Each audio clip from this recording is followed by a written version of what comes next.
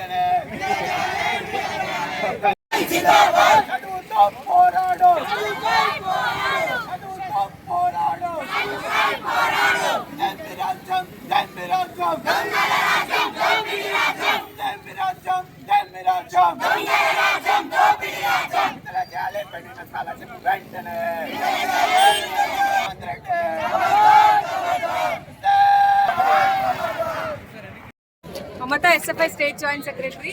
తెలంగాణ రాష్ట్రం మొత్తంలో SFI student federation of India collectorate ముట్టడికి పిలుపునిచ్చింది. దాంట్లో భాగంగానే ఈరోజు ఎస్ఎఫ్ఐ జనగాం జిల్లా కలెక్టరేట్ విద్యార్థులను తీసుకొని ఇక్కడి వరకు వచ్చారు. ఎస్ఎఫ్ఐ జిల్లా కమిటీ నుంచి ఒకటే మేము డిమాండ్ చేస్తూ ఉన్నాం. 2.5 years కంప్లీట్ అయింది. ఆల్మోస్ట్ 3 yearsకి దగ్గరగా వస్తుంది.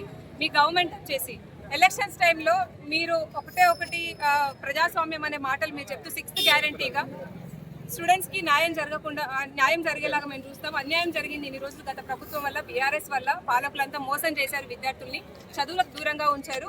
వాళ్ళ భవిష్యత్తు మేము కాపాడుతాము, వాళ్ళ జీవితాలు మేము కాపాడుతాము, విద్యారంగాన్ని బలోపేతం చేస్తాము, బలపరుస్తామని చెప్పేసి పదవిలోకి వచ్చారు. మేము కూడా వీధుల్లోకి వెళ్ళి, జిల్లాల్లోకి వెళ్ళి పేరెంట్స్కి, తెలియని వాళ్ళకి చేంజ్ వస్తుంది, కాంగ్రెస్ రావాలి, మార్పు రావాలని అన్నారు కదా. అదే మేము చెప్తా ఉన్నాం. కాంగ్రెస్ పోవాలా, మార్పు వస్తుంది, మార్పు రావాలి. విద్యార్థుల జీవితాలు మారాలంటే మీరు వెంటనే పదవి నుంచి తప్పుకోవాలి. At the same time education ministry మీ దగ్గర పెట్టుకున్నారు. ఎడ్యుకేషన్ మినిస్ట్రీ పెట్టుకోవడం అంటే lakhs ఆఫ్ స్టూడెంట్స్ జీవితాలు మీ దగ్గర పెట్టుకున్నట్టు, వాళ్ళ డ్రీమ్స్ మీ దగ్గర పెట్టుకున్నట్టు. వాళ్ళ కుటుంబాలు స్కాలర్షిప్లు ఫీజు పేమెంట్స్ రాకపోతే ఫీజులు కట్టి చదివించే పరిస్థితి ఈ రాష్ట్రంలో లేదు. ఆ సిచ్యువేషన్స్ లేవు. కాబట్టి 10,500 కోట్ల స్కాలర్షిప్స్ ఏదైతే పెండింగ్లో ఉండిందో దాన్ని వెంటనే ఇమ్మీడియట్గా రిలీజ్ చేయాలి. గత వారం కింద ధర్నా చౌక్ దగ్గర కూడా, ఇందిరాబాద్ దగ్గర మేము ఎస్ఎఫ్ఐ అన్ని జిల్లాల నుంచి విద్యార్థులందరూ వచ్చి పాల్గొన్నారు. అక్కడి నుంచి కూడా మేము డిమాండ్ చేశాం. రాష్ట్ర నాయకత్వం అంతా మాట్లాడింది.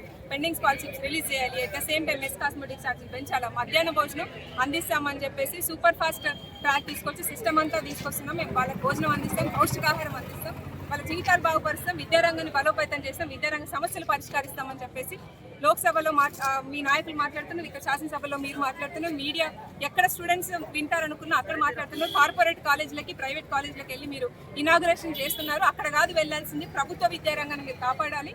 అట్ ద సేమ్ టైం ప్రైవేట్లో చదువుతున్నటువంటి స్టూడెంట్స్కి స్కాలర్షిప్స్, ఫీజు పేమెంట్స్ రిలీజ్ చేయాలి. రిలీజ్ చేయకపోతే ఈ రోజు ఎస్ఎఫ్ఐ ఉద్యమం ఆగదు, మీ ఇంటి కూడా ముట్టడిస్తామని చెప్పేసి ఎస్ఎఫ్ఐగా మేము తెలియజేస్తున్నాం. Thank you. ఇంకులాబ్ జిందాబాద్.